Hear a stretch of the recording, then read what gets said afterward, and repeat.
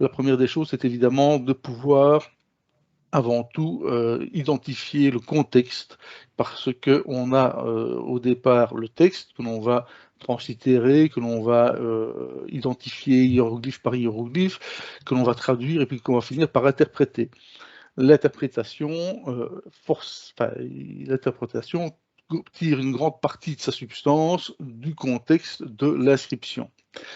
C'est le cas pour de nombreuses langues et notamment pour celle-ci, où le contexte influence. Alors le contexte dans ce cas-ci, nous partons d'un courrier qui a été envoyé, d'un courriel, enfin je dis un courriel, hein, mais d'un courrier qui a été envoyé il y a de nombreuses années, et ce courrier est donc rédigé en hiératique, sur du papyrus, qui ici est recollé pour des raisons de conservation sur de la toile un peu plus solide, et c'est l'entête de ce courrier que nous allons étudier.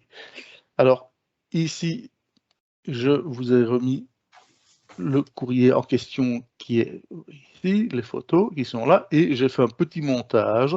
Je vous mettrai les photos, je peux vous les envoyer par mail pour avoir la version en bonne définition. Mais si vous regardez, nous avons ici la première ligne en hiératique, où vous allez retrouver ici le T, le T, le T, le T, le I qui est ici, le I qui est ici, et puis ensuite on va avoir une série, si vous regardez bien, vous verrez que vous avez le ici XR, XR, XR, XR ici, XN, pardon, ici, là c'est XR, XR, XN, XR, XR. Et donc au départ, on démarre de document qui est ici un document en hiératique rédigé sur du papyrus. Alors, ce document, si vous cherchez son origine, et il faut toujours remonter aux sources, c'est essentiel, se trouve actuellement conservé au musée du Louvre, qui est ici, et on voit qu'on a affaire à une ancienne collection de Anastasie, hein, on pourrait parler sur cet égyptologue et cette collection, et puis ensuite on a ici une description. Donc si vous souhaitez voir l'original et les télécharger, ça se trouve au musée du Louvre. Pour des raisons de facilité de lecture, on va retranslitérer, on va retranscrire ce papyrus qui est ici en hiératique, on va le retranscrire en hiéroglyphique. Alors si on regarde bien, vous verrez que par exemple ici, on a les trois traits qui sont là, et bien c'est ce triple signe qui est là, qu'on va retrouver ici, qui est l'équivalent de celui-là. Et il y a le deuxième ligne qui était ici, nous avons le Yames, MS ici, MS, il y a un MS qui se trouve inscrit ici. Ce qui voudrait dire donc que par exemple ce signe-ci, potentiellement, ça devrait en principe être le signe du scribe bien connu, et là en dessous, on a la petite vipère cornue qui était ici, et si on regarde bien qu'on monte des vipères cornues, ben, on en a une autre ici, qui est en fait donc celle-ci. Et le signe qui était ici, le MR qui est là, et je pense que j'ai dit une bêtise, c'est pas cette vipère cornue ici, le MR qui est là, en fait, c'est ce signe-ci. Donc on est sur une lettre, un courrier, et ce courrier va, on ne va pas faire une conférence entière sur la poste, le poste de l'Égypte ancienne, mais il y avait pas mal de courriers qui circulaient. Ce courrier va répondre à une caractéristique essentielle qui est tout simplement qu'on a un expéditeur et un destinataire. Et ça, c'est fondamental parce qu'une des premières choses qu'on va devoir faire pour traduire un texte, c'est trouver le sujet. Donc forcément, a priori, la personne qui écrit la lettre sera le sujet ou éventuellement le destinataire. Mais dans les formes grammaticales que nous allons aborder, eh bien, ce sera important de pouvoir le déterminer. Alors l'intégralité de la lettre était ici. Donc oui, petit passage ici. J'ignore, je ne connais pas vos compétences hiératiques respectives, mais il y a une équivalence, une concordance entre le hiératique et le hiéroglyphique. Hein, et ici, on a par exemple l'équivalence de l'être humain complet, le A1, qu'on retrouve ici, hein, en version hiératique. Alors la lettre complète, c'est ici, c'est en fait même un peu plus qu'une simple lettre. Vous retrouvez ici le début de la lettre, on est sur la salutation qui vient un petit peu avant, et il ne s'agit pas d'une lettre unique puisqu'on a retrouvé tout un ensemble de correspondances de M. Yamès, de lettres qu'il a reçues et de lettres qu'il a envoyées. Donc on se retrouve ici avec simplement donc, hein, le passage que nous allons regarder, que nous allons voir, c'est ce passage-ci qui s'arrête juste là. Donc vraiment la première ligne et le tout début de la seconde ligne. Ça, ce sera pour le vocabulaire un petit peu après. Donc voici la ligne en question. Alors, lorsqu'on est confronté à une ligne telle que celle-ci, à une description telle que celle-ci, il faut arriver à pouvoir la décortiquer, la découper, la translittérer pour pouvoir la réduire en ce qu'on appelle des groupes. Et en linguistique, on parlera de syntagmes, donc de groupes de mots qui sont composés forcément de mots qui eux-mêmes sont composés de signes, à savoir des hiéroglyphes. Pour pouvoir traduire une phrase telle que celle-ci, il y a c'est une expression personnelle, je pourrais l'expliquer après si vous souhaitez, parce que c'est un terme qui vient de la topographie des sites archéologiques notamment, du relevé des signes archéologiques, des sites archéologiques, qu'on appelle les points de calage. Les points de calage, qu'est-ce que c'est? Ce sont des signes qui permettent de découper une phrase avec certitude. Alors, la découper, évidemment, dans ce cas-ci, on a quelque chose de positif. Attendez, parce que il y a mon G-Sèche qui me fait des petits caprices. On a une chose qui est quand même fort pratique dans le cas d'une inscription comme celle-ci, dans le sens où on a affaire à une lettre dont on a le début de la phrase. Puisqu'on a le début de la lettre, on a la lettre entière, donc on a vraiment le début du texte. Alors, dans les points de calage, et ça, on pourra aller voir tout à l'heure, les déterminatifs caractéristiques qui se retrouvent dans la boîte à outils, j'ai plusieurs tableaux qui peuvent vous aider, eh bien, on va retrouver notamment les êtres humains complets, par exemple. Donc, dans ce cas-ci, pour découper mon texte, eh bien, je sais que, voilà, j'ai un être humain complet, ben, je sais que je peux couper. Je vais avoir ici un autre trait de point de calage qui est ici, qui est le petit... comment ainsi sera plus visible. La tête avec la face qui est vue ici de face, hein, donc ici en dessous un petit trait qui est en dessous, et lorsque j'ai ce groupe de signes, eh bien j'ai deux possibilités. Dans 75% des cas, c'est une préposition HR avec le petit trait en dessous, et dans 25% des cas, c'est une proportion que j'invente, hein, là, je n'ai pas une idée précise, mais majoritairement c'est la préposition, minoritairement c'est la représentation de la face. Après, il y aura des astuces grammaticales, c'est que si c'est la face, en principe, ça doit être suivi, par exemple, d'un pronom suffixe ou des choses ainsi. Par contre, si on est sur une préposition, ce seront d'autres formes grammaticales. Je continue mon découpage, ben, je vois que ici j'ai un autre être humain complet, un peu différent du premier, puisque c'est une activité de la bouche. Je vais arriver sur les trois traits du pluriel qui arrivent ici. Si je continue dans mon découpage, je vois que j'ai un être humain qui est ici séparé tout seul, donc je sais que je vais pouvoir le découper. Je vois apparaître ici une petite vipère cornue. Alors la petite vipère cornue, c'est un des pronoms parmi les plus fréquents, pronoms personnels suffixes, et ça fait partie du premier tableau à maîtriser lorsque l'on souhaite comment traduire les textes hiéroglyphiques. On va le centrer pour que ce soit plus clair, voilà. Si je continue, je vois que j'ai de nouveau un être humain complet qui est ici, et là je me dis, tiens, effectivement, ça commence à ressembler un peu à avoir une certaine structure. Je vais ensuite continuer, alors, effectivement, allez, hop, je vais aller là pour remonter, que ce soit un peu plus visible. Je vais continuer un petit peu plus, j'ai de nouveau ici une vipère connue, ici, ce hiéroglyphe-là, est-ce que c'est un pronom suffixe du mot qui précède ou est-ce que c'est l'attaque phonétique du mot qui suit? On ne peut pas être certain dans un premier temps, il va falloir tester les différentes possibilités, mais si je continue, je vois que j'ai un être humain complet avec un bâton, un rouleau de papyrus déterminatif bien connu, de nouveau un être humain complet et puis de nouveau une petite vipère cornue. Si je sépare donc ceci, et puis que je sépare encore, voilà, comme cela, eh bien, je me rends compte que, et là, je commence à avoir des choses qui se structurent, comme ceci. Et là, on voit que dans le désordre, on va mettre un peu d'ordre. Ce qui est intéressant, c'est que ici, je vais continuer. J'ai après ceci un N qui apparaît. Alors le N est un hiéroglyphe qui a de nombreux sens, particules enclitiques, prépositions. Forme relative. Donc, est-ce qu'il est l'attaque phonétique de ce mot-ci ou pas? Bah, on peut se poser la question. Hein. Bon, dans un premier temps, on va le laisser un peu comme ça, un peu en suspens.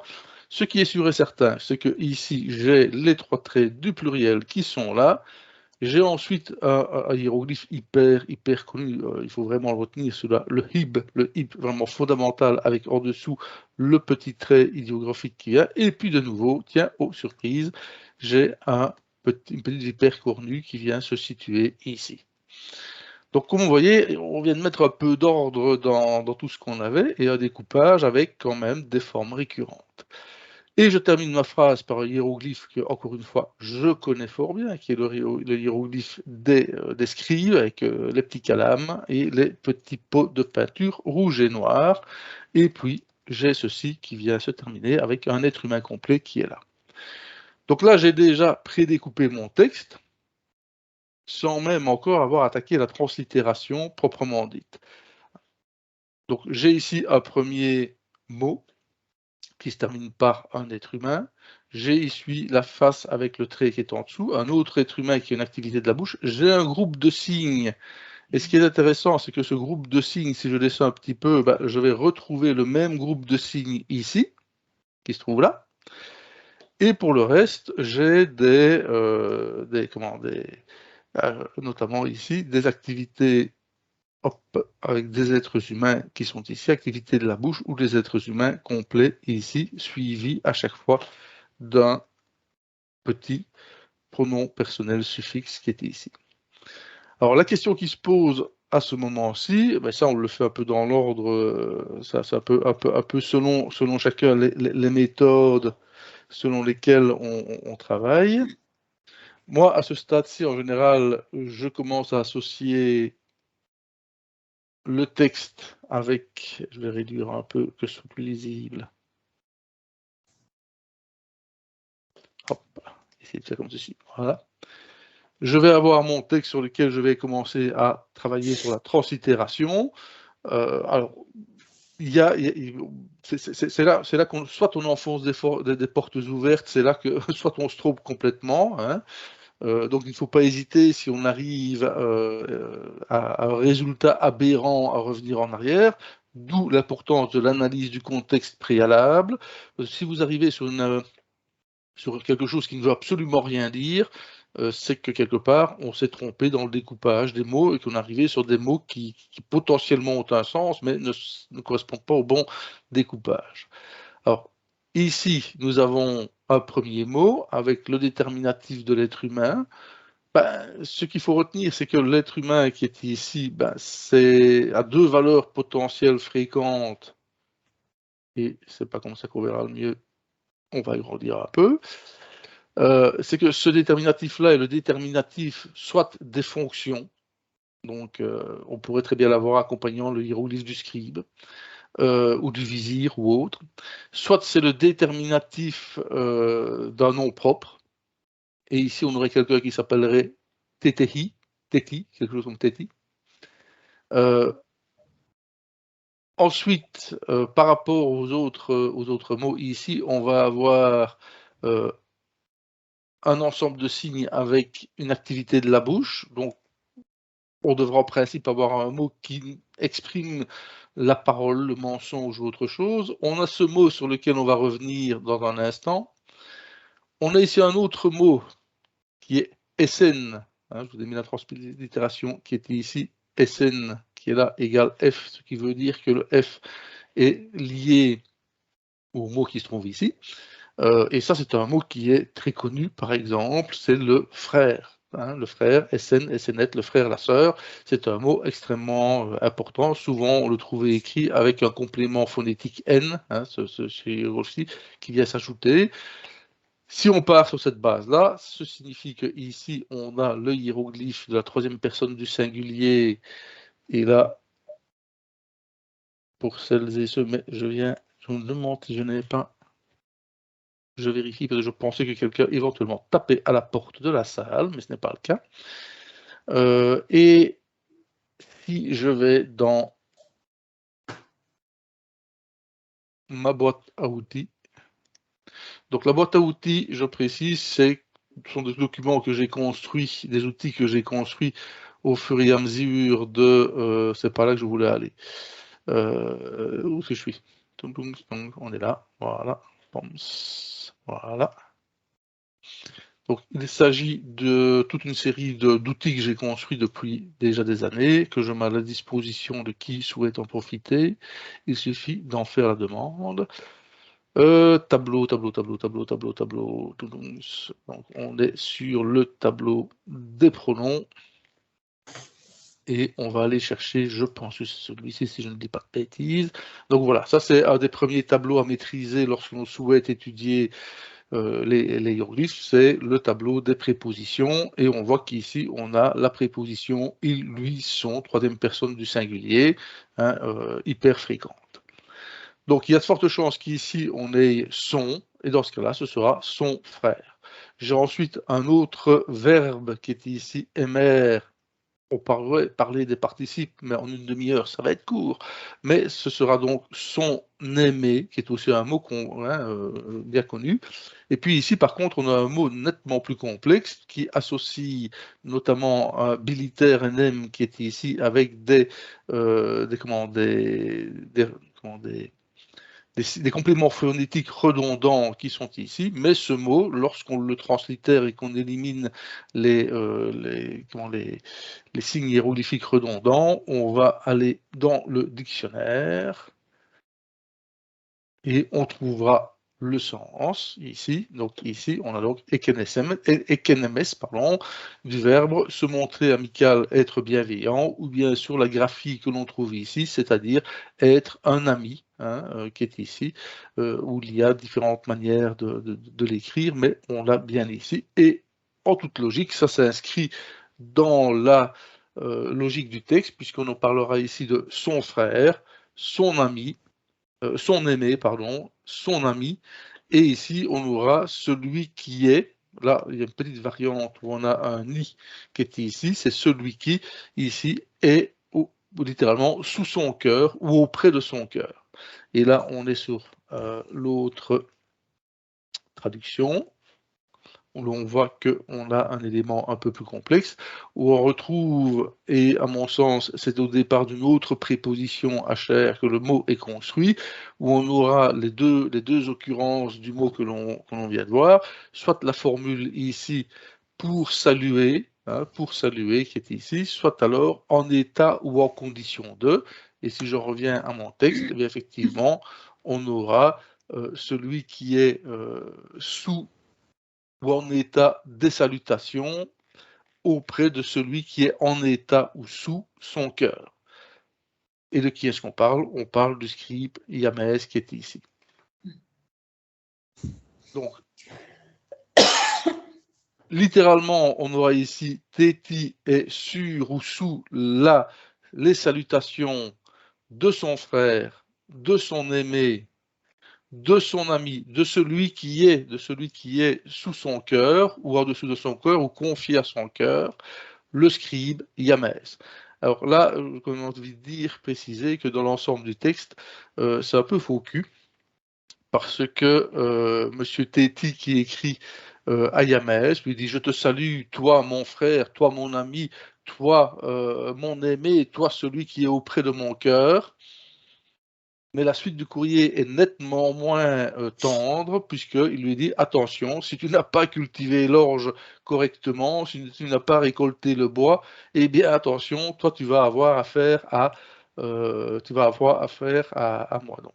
Et ça, c'est le restant de la lettre, je vous ai demandé tout à l'heure, qui arrive ici. Donc on arrive à une traduction.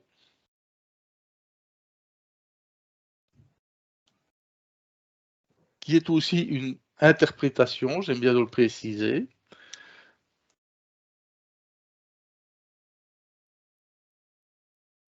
Donc ici, Téti salue son frère qu'il aime, son ami très apprécié, celui qui est auprès de son cœur, c'est-à-dire le scribe Yamès.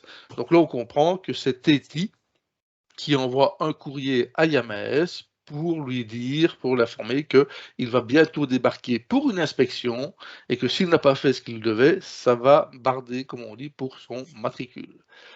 Alors, Point de vue de l'interprétation ici, donc moi, dans la manière dont je pratique, je commence par une traduction avant tout plutôt en approche active, mais vient quand même le moment de se poser la question, quelle est la structure grammaticale de cette phrase? Alors à ce moment-là, je ressors mon graphique, que certains connaissent déjà bien, hein, et je vois Madame Rome qui lève les yeux. Oui, oui, oui, oui, oui, oui. Si, mon petit graphique, mon petit pense-bête, mon mind mapping. Donc lorsque l'on souhaite traduire une phrase en égyptien ancien, la première des choses à faire, c'est d'arriver à déterminer quel est le sujet. Donc dans ce cas-ci, le sujet, eh bien, on a un certain téti qui va s'adresser à un certain yamès.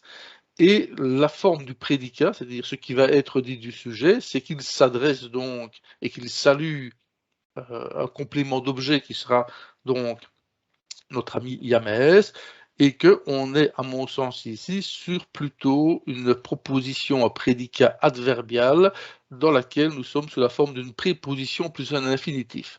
Alors je suis un peu en porte-à-faux parce que là j'ai pas vraiment l'infinitif, j'ai bien un verbe, mais le verbe n'est pas vraiment marqué à l'infinitif. Mais j'ai quand même un sujet qui est téti, j'ai ma préposition, j'ai ensuite une forme verbale, donc je suis dans, avec le complément qui était ici, je suis sur la salutation, et puis ensuite j'ai un complément d'objet,